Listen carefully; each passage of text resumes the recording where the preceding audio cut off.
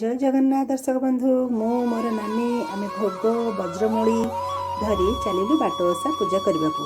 तो चलते देखा बाट ओषा पूजा किपरि करा जाए। माँ माने पुत्रर दीर्घ कामना करी रात्रिर प्रहर रे एही पूजा करिथांती। तेबे केबे करा जाए बाट ओषा, कौन रही यार किंवदंती और यार फलश्रुति कौन रही जानिबा एही भिडियोटी रे। दर्शक बंधु बाट ओषा बा जहाको साधारण भाषा रे दांड पहरा ओषा बोली कहा जाए, यह धर्मराज जमों को समर्पित एक ओषा। मृत्यु लोकर अधिपति प्रभु जमराजों पूजा बा आराधना बाट ओषा करा जाए। एही ओषा को आम्भे माने 3 छकी बा 4 छकी उपरे अर्थात बाट मझिरे ही करिथाउ। तेणु एही ओषा को बाट ओषा बोली कहा जाए। मार्गशीर मास पूर्णिमा जहाको आमे पंडु पूर्णिमा कहिथाउ, पूर्णिमा परदिन होछि पौष मास। पौष मास जेबे आरंभ हुए सेही पक्षटी कृष्ण पक्ष थाए। सेही कृष्ण पक्षर द्वितीय तिथि रे एही पूजा करा जाए। एही पूजाटी द्वितीय ठारू सप्तमी तिथि पर्यंत तार मध्य ही करा जाए। पूजार नियम बाट ओषा दिन सकाळु मुंड धोईकी गाधोइबे, सफा वस्त्र पिंधिबे। मार्गशीर मासरे अमल करा जायथिबा धान को सेही दिन कुटिबे और चाउल बाहर करी चाउलरू चूना प्रस्तुत करिबे। किछि भी बासी जिनस बा बासी भोग जमराजों को अर्पण करा जाए नहीं। जेतेबेले धान को कुटी चाउल बाहर करिवे सेथुरु खुद और मळुख भी बाहरिबो, ताको भी आपण फिंगिबे नहीं। जमराजों को भोगरू किछि भी अंश नष्ट करा जाए नहीं।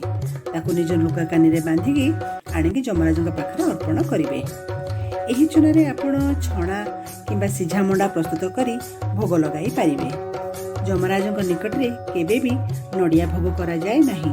तेणु मंडारे नड़िया पूर परिवर्ते छेना कदली गोलमर्च गुंड दे पूर प्रस्तुत करा जाए। एही ओषारे उखुड़ा पूजा करा जाए नहीं, बरं उखुड़ारू प्रस्तुत मुआ पूजा करा जाए। एहार कारण मध्य रहिछि।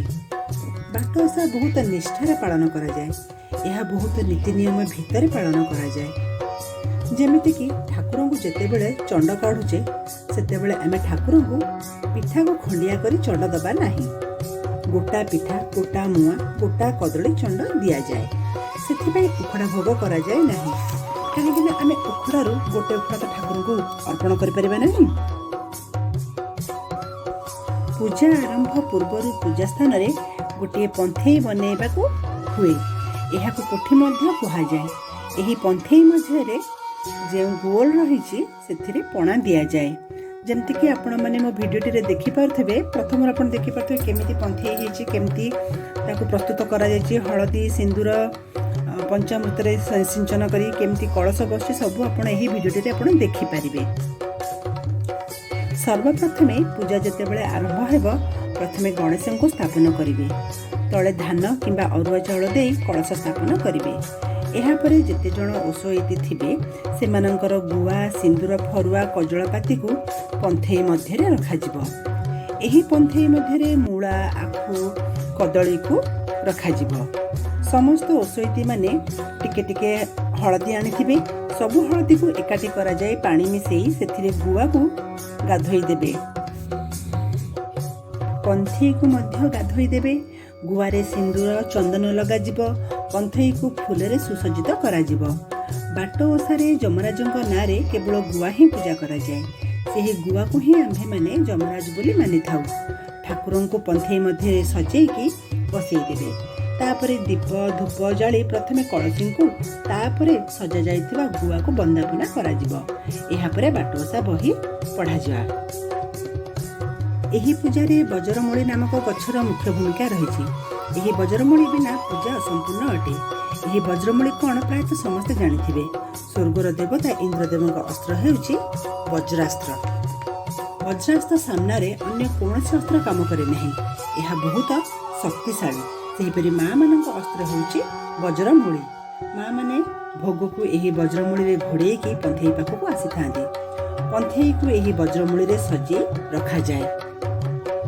एही ओषार पौराणिक कहानी बाट ओषा बही रे कोशल देशर राजा सुदर्शन और राणी लीलावती कहानी उल्लेख कराଯାଇଛି। सेमानଙ୍କର कौनसी पुत्र संतान नथिला। विज्ञ पंडित तथा ब्राह्मण परामर्श क्रमे राणी लीलावती बाटोसा करी पुत्र संतान प्राप्ति होइतिले। पुत्रଙ୍କ नाम वीरसेन थिला।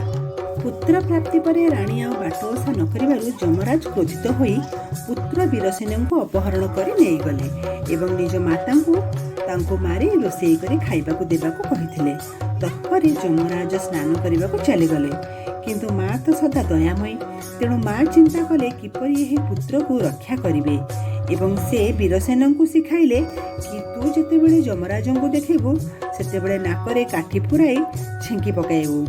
तांकरी कहिबा अनुसार वीरसेन जमराज को देखि छेंकी पकाइले एवं जमराज माता कहि पकाइले अछमर हो बा अज्रमर भव। यार अर्थ तुमर शरीर वज्र परि हेउ। जहा फल जमराज वीरसेन को न मारी छाड़ीदेले एवं राणी पुत्र ठारू जानिबाकू पाइले जे बाटोसा भूली जाइथारु जमराज क्षुब्ध होई पुत्र वीरसेन को नहीं जाइथिले। तेणु एही पूजा को अधारू छड़ा जाए नहीं, पार पर्यंत एही पूजा करा जाए। बही पढ़िबा परे पूजा शेष रे माँ माने वज्रमूली द्वारा पंथे चारिपटे बुलिकी 7 थर झाड़ू करती। यही वज्रमूली रे जो धूली लगी ताकू निज पिला मुंड एवं देहरे झाड़ी दियंती। आमर ओडिया रे गोटे कथा अछि कि विश्वास मूले भगवान। तेणु माँ मानकर विश्वास अछि कि यही वज्रमूली रे पिला मानकू झाड़ी देले पिला मानक शरीर वज्र परि होई जिवो एवं तांकर किछि भी असुविधा हेबो नाही। मृत्यु को तांकर आउ भय रहिबो नाही। यही व्रतटी खूब कठिन व्रत अटे। यही व्रतटी महिला माने तांकर संतान मानकर मंगल कामना करी एवं स्वामीर मंगल कामना करी यही ओषाटी को करिथांती।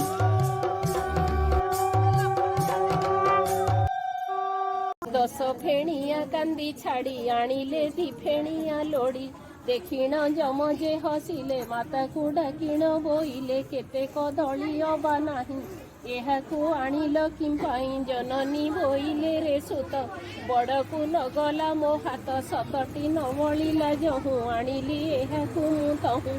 पुत्र बोलई माता मोर अटई तेमंत बेभार। बहुत पुओ झियो तही तही कि सतन बलई। अळप ठारू आणे मोहि तेणु मोहर दोष नाही। स्नान करिबा पाई जम गमिले एमंत कहिण जमर मा दया पाई। वीरसेन कुजे